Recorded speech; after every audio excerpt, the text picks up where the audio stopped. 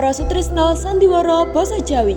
Sugeng pepanggihan kalian kita para siswa-siswi kelas 9 saking SMP Negeri Setunggal Sluring. Samangke keparinga kita ngaturaken lampahan gending katresnan budaya. Anggitanipun kelompok gangsal saking kelas 9A kanthi sutradara dening Cantika Febi Ayustin. Sandiwara Radio menika dipundamel kagem njangkepi gladhen pasinaon basa Jawi. Ulangan drama modern ingkang kaampuh dening Miss Veronica Firdaus. Sugeng midhangetaken.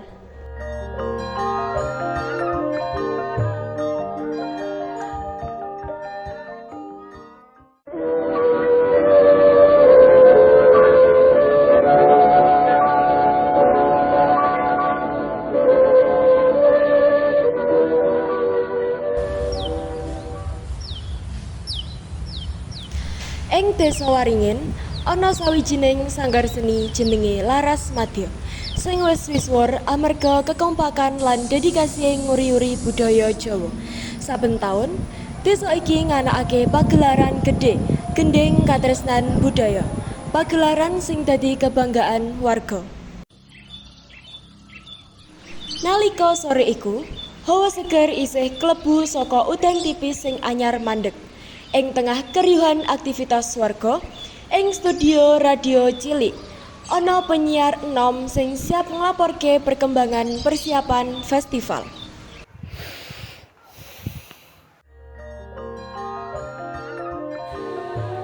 Assalamualaikum warahmatullahi wabarakatuh. Sugeng sonten para pamirsa Radio Swara Waringin, kula wening nyapa panjenengan ing gelombang 107,4 FM. Festival Gending Katresnan Budaya tinggal sawetara dina maneh ing Sanggar Laras Madya. Para penari, pengrawit, teknisi, lan panitia padha sibuk nyiapake pagelaran kanthi temenan. Kula saiki ajeng sowan menyang pendopo sanggar damel ngelacak perkembangan latihan lan persiapan. Monggo tetep manteng ing saluran punika.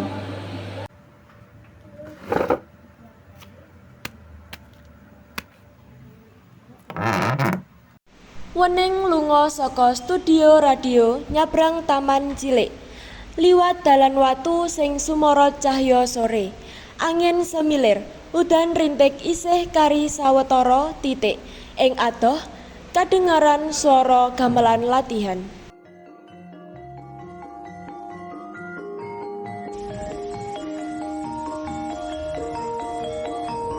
Nalika tekan pendopo, Waning langsung ketemu para tokoh sing lagi kasep kanggo festival.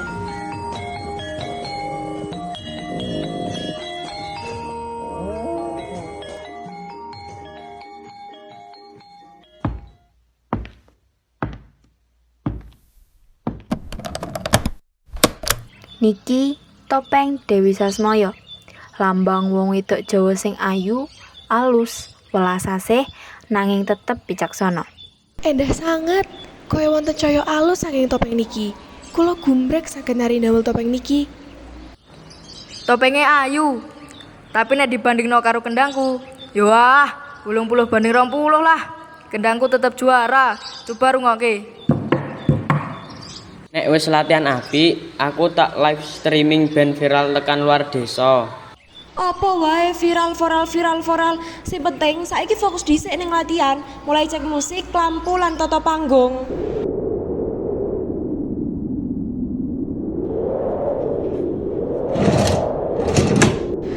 Bu Sukesi, nopo lemari pusaka saged bawa kiambak? Angine sore iki pancen rada gedhe. Tenang, ora apa-apa.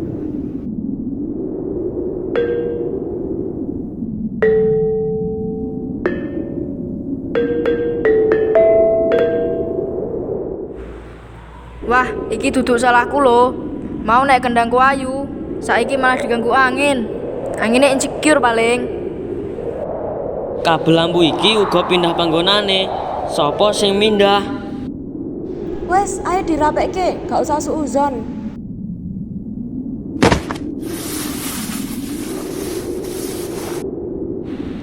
Loh, selendang tari sing digantung kok iso tiba kabeh? Kaya ana sing narik, tapi sopo? Ora ana wong liyane. Topeng Dewi Sasmaya ilang. Sapa sing wani njupuk?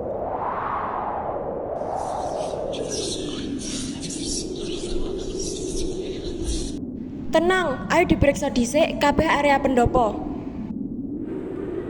Aku ora wani ning lemari pusaka. Aurane medeni. Tanpa topeng iku, aku ora mungkin bisa nari. Iso-iso festivalnya gagal.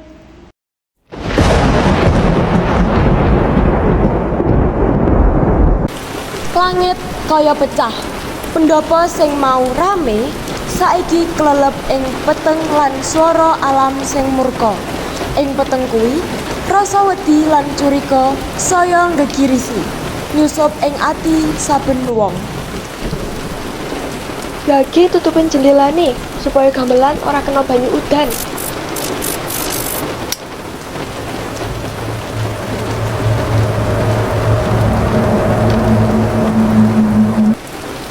Lampunya mati, aku ora bisa ndeleng apa-apa.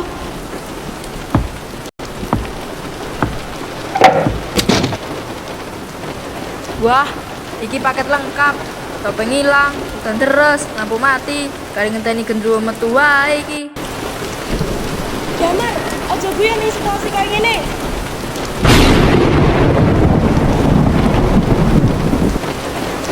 Ya Gusti, topeng Dewi Sasmaya iku lambang derajat lan martabat wong wadon Jawa. Yen tekan ora ketemu, kula ora iso ngapura awak kula dhewe. Topeng iku dudu properti, iku nyawa saka tarian iki. Ana sing ora ngajeni budaya. Sik, kok rasane kabeh curiga karo aku? Apa mergo aku bocah modern? Mergo aku sibuk karo kamera lan kabel? Enggih, tapi awakmu sing paling cedhak karo lemari mau. Ya mung kemungkinan rek, aku ora nuduh ya. Cuman gumun, soalnya awakmu sing paling sering mondar-mandir cedhak lemari pusaka.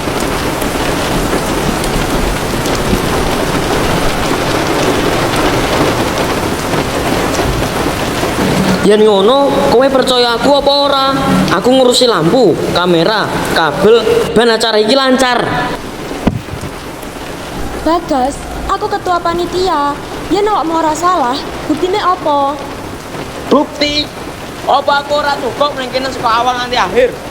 Ngopo aku kesel-kesel latihan lan bantu awakmu kabeh? Wes, iki direkam, iki radio. Yen terus ngene, kabeh desa bakal krungu. Kenapa kudu saiki? Kenapa pas kabeh wis rampung? Apa iki tondo yen festival iki pancen ora direstui? Festival iki kudune suci. Nanging saiki aku kebak curiga lan nesu. Ya ampun, aku weruh bayangan cilik mlayu ning mburi pendopo. Ben aku sing nguber. Bagas, aja metu.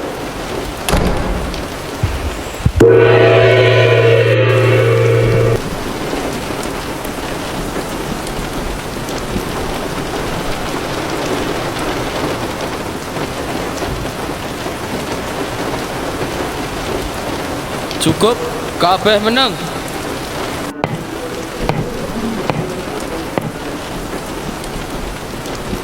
Yen ati panas, pikiran dadi peteng.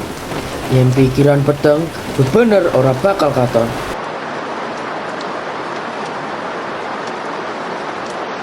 Topeng Dewi Sasmaya iku lambang wanita Jawa, sabar, alus, nanging kuat.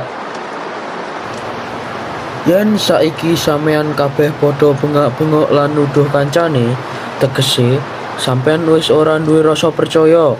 Kuwi dudu dasare festival iki. Topeng ora bakal ngilang yen ora ana sing melu campur tangan. Nanging iki ora wektune nuduh. Ayo pikir nganggo ati lan pikiran.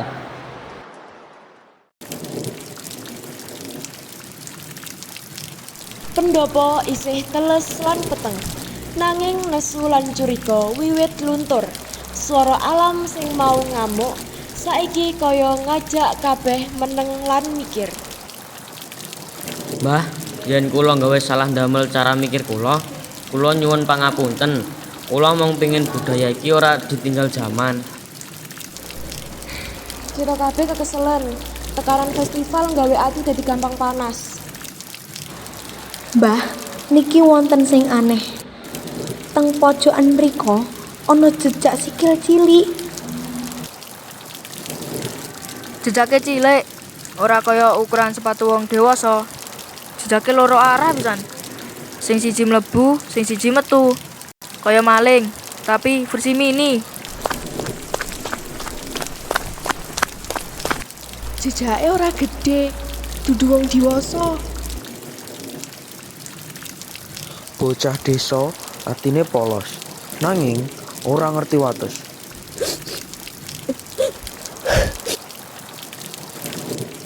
Sopo kuwi? Ora perlu wedi. Bu, Mbah, kula nyuwun pangapunten. Wau, kula lan kanca-kanca dolanan. Topeng Dewi Sasmaya, kula pundhut damel dolanan lakon Putri Wayang.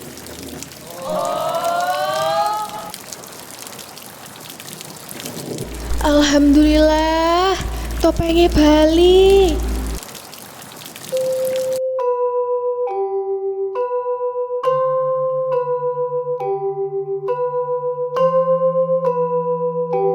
Nuwun, Nduk, tapi aja diulangi malih nggih. Topeng iki pusaka warisan. Duk, budaya iku dudu dolanan. Nanging yen awakmu tresno, sinawa kanthi bener. Nggih, Mbah, kula janji bakal ngati-ngati. Matur nuwun Gusti, pusaka sampun bali. Saiki ayo bali fokus. Festival kudu tetep lumaku. Aku bakal bantu jaga pusaka lan dokumentasi. Teknologi kudu nglindungi budaya, duduk nggeser.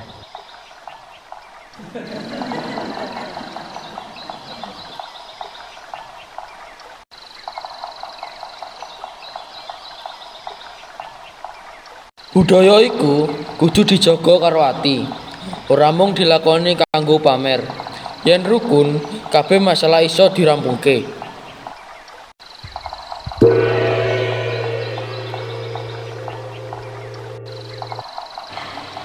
Para pamirsa, pagelaran gendeng katresnan budaya tetep bakal lumaku kanthi gemyar. Topeng Dewi Sasmaya wis bali, rasa curiga ilang lan kabersamaan dadi kunci.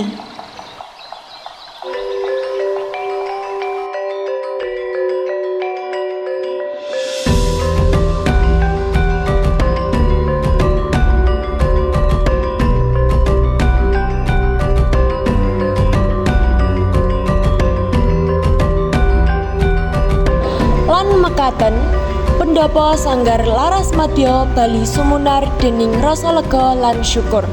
Topeng Dewi Sasmaya sing sempet ilang pungkasane ketemu maneh.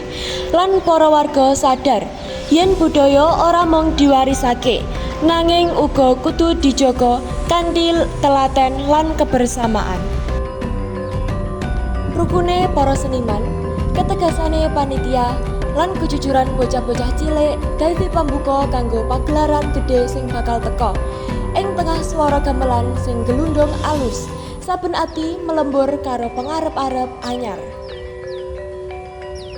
Festival Gendeng Katresnan Budaya terus lumaku lan Desa Waringin isih ngukir cerita anyar babagan tresna marang seni lan budaya Jawa. Mugi cerita punika paring piwulang bilih kerja bareng, sabar lan ati bening tansah nuwuhake padhang.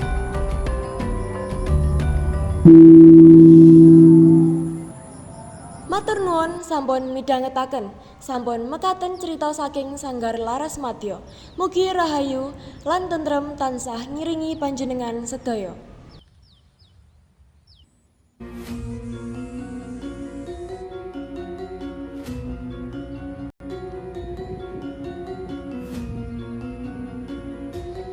Para sutresna sandiwara basa Jawi, mekaten pasugatan sandiwara asesirah gending katresnan budaya. Saking kita para siswa-siswi kelas 9 saking SMP Negeri Setunggal Cluring. Anggitanipun kelompok gangsal saking kelas 9A. Kanthi sutradara Cantika Febi Ayustin, narator Nirwasita Zahwa Widyapuri. Miwah para paraga sekar dening Aulia Mafaza, Sukesi Tuen Bocah Desa dening Cantika Febi Ayustin, Mbah Kerti dening Dimas Putra Kusuma, Bagas dening Hansel Surya Handoko, Wening dening Ines Meta Saskia, Damar dening Jaski Alvito, Ratri dening Nirwasita Zahwa Widyapuri. Matur nembah nuwun awit kawigatosan panjenengan. Mugi tansah kersa midhangetaken sandiwara basa Jawi. Mugi kanthi wontenipun sandiwara menika saged murakabi, mupangati lan dados panglipur manahipun para sutresna sandiwara basa Jawi. Wekasanipun atur kanthi asesanti, rum kuncaraning bangsa dumunung ing luhuring budaya. Nuwun.